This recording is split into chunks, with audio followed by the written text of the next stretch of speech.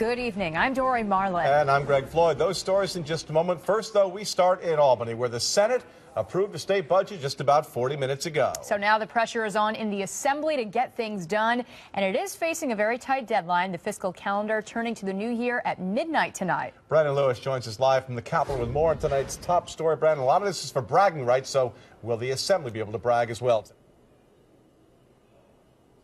Well, it's certainly not a done deal at this point right now. We're actually just outside of the Assembly right now where they're still discussing the education bill. That's one of the bills that came down with that message of necessity from Governor Cuomo. That's what so far doesn't look like voting's begin just on that, and they still have one more bill to go before they would be able to say that they passed it on time. The Senate cleared out just a little while ago. We saw the members leaving within the past 10 minutes or so. They're on recess until April 23rd. Now, earlier today, both houses were in, both parts of the legislature were here meeting to just try to make sure that they can pass this on time for the fourth straight.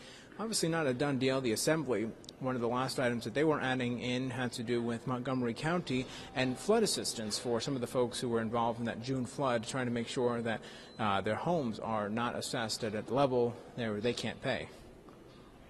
We've had a lot of flood release efforts in Fort Plain, in the surrounding counties. This just takes it one step further to make sure that we're doing everything we can to make sure that we can move on from the devastation and families can put their lives back together.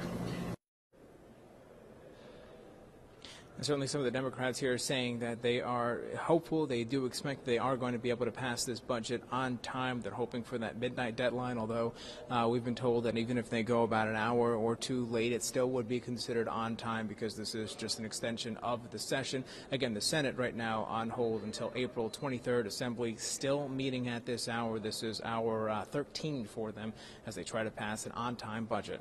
Reporting live in the New York State Capitol, Brandon Lewis, CBS 6 News.